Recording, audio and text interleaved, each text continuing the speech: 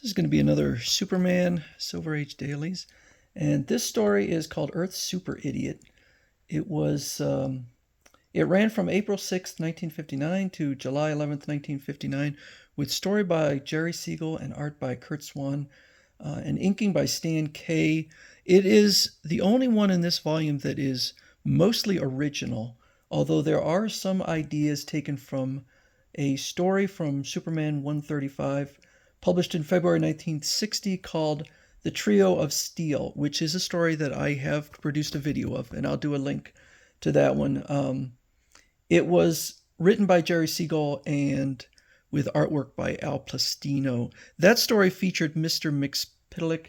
This one does not, so it is just some ideas taken, but not really at all the same story. So we will begin. In Oahu, Hawaii, as a long-dead volcano erupts, flaming lava, Honolulu is doomed, will die.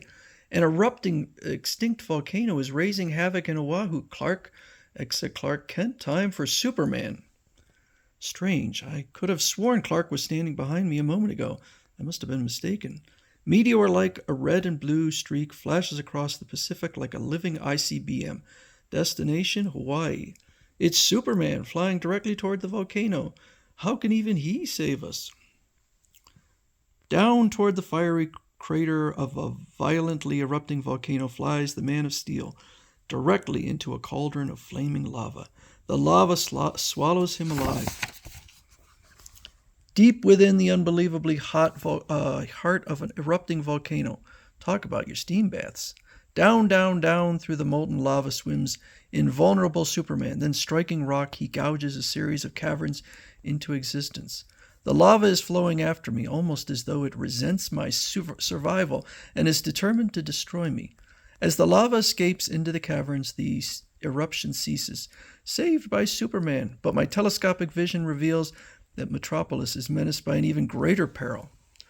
A titanic tidal wave sweeps toward Metropolis. The coastline will be battered to a pulp by that giant wave. Thousands of lives lost, property damage run into the millions, unless Superman arrows island to the Rocky Mountains. No time even to look backwards. My aim had better be mathematically precise or else. Look, a giant swarm of rocks is flying through the sky out to sea. Great Scott, unidentified flying boulders. Down into the path of the stupendous tidal wave, sweeping towards Metropolis, rain the boulders. Instants later, the tidal wave crashes impotently against a massive boulder dam.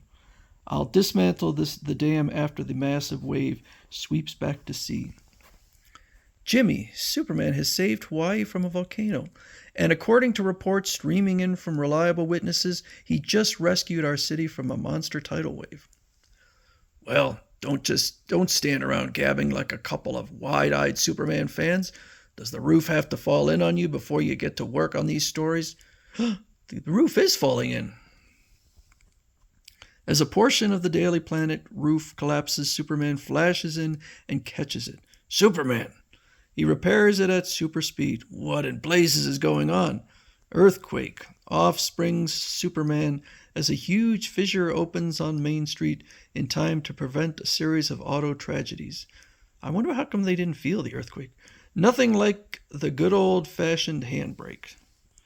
The earth tremors have stopped. Now to get back on the job as Clark Kent. So here you are. Where the devil have you been? Well, the whole world went haywire. Right here, struggling with the water cooler. It got stuck. Sometimes I think it's the Daily Planet that's stuck with you. Get going. Find out what authorities think of the disasters. Yes, Mr. White. Right away, Mr. White.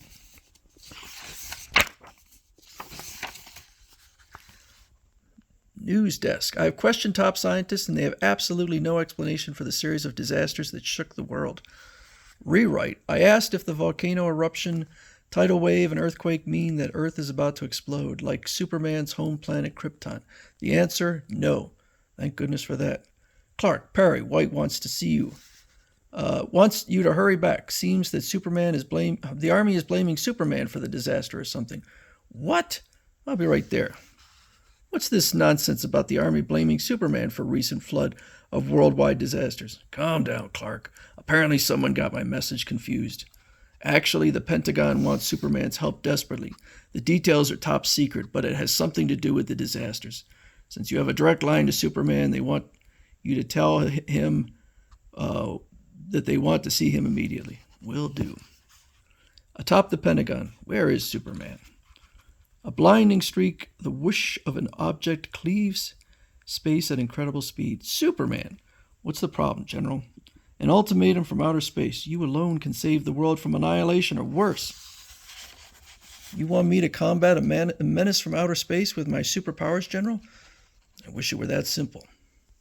This sensitive receiver has been picking up a continuously repeating message from outer space. Our experts have broken the space code. The message is threatening, and it concerns you. A threatening outer space message that concerns me? It states that the recent disasters which shook our planet were not accidental or in origin, and further, that the disasters will resume once again and even more violently unless you go to your secret headquarters and await further developments. This threatening message from outer space that orders me to go to my secret headquarters and await further developments. Are you positive it isn't a hoax? We have tracked it. The code definitely originated from beyond our universe, somewhere out in the limitless void of space, so far from Earth that it staggers the imagination. Diabolic intelligence are inflicting their devilish will on our world. Superman, this message may be a trap to lure you to your destruction. We can't order you to obey the message, but millions of lives may be at stake. Will you obey the ultimatum from space? Yes. North Pole, here I come. Moments later, the Man of Tomorrow hoists aloft a giant key disguised as an airplane marker off a mountain peak. The unknowns from space apparently know all about my secret hideaway. What else do they know? But above all, what do they want of me? Superman awaits contact from the unknown menace from outer space. What are they like, and what do they want of me? I can't just sit around like this. I've got to have activity. And so the mighty Man of Tomorrow works off nervous energy by wrestling with a giant dinosaur from the lost valley of yesterday. Come on, Cuddles. You can scrap rougher than this. Get tough. Super bully. Imperious knocks on the great stone entrance of Superman's Fortress of Solitude, breaks up a vigorous wrestling bout. Back to your cage, Cuddles. I've got company. Perhaps it's the menace from space. I'll peek through the door with my X-ray vision. Now to find out via my X-ray vision what the menace from space looks like. You don't look so tough. Maybe I ought to. Violence would be most unfortunate for you. Harm me and Earth dies. I'm scarcely impressive in stature. You could easily snap me between your fingers like a straw. Admittedly, I am not your match physically, Superman, but I am not alone. Eyes multi-billions of miles away in the far reaches of another universe are watching both of us intently this very minute. One wrong move from you, my muscular primordial, and forces greater than you could possibly comprehend will crush this insignificant planet of yours to cosmic dust. Still want to play tough, Superman? You've got me where you want me, space chum. Deal the next card. You've convinced me Earth will suffer if I resist. Well, what do you want of me? First, demonstrate why Earth people consider you the most powerful man on Earth. You see that glacier? Yes. Sort of blocks the view, doesn't it? And so, heave-ho, great galaxies. And so we will continue on with the space idiot.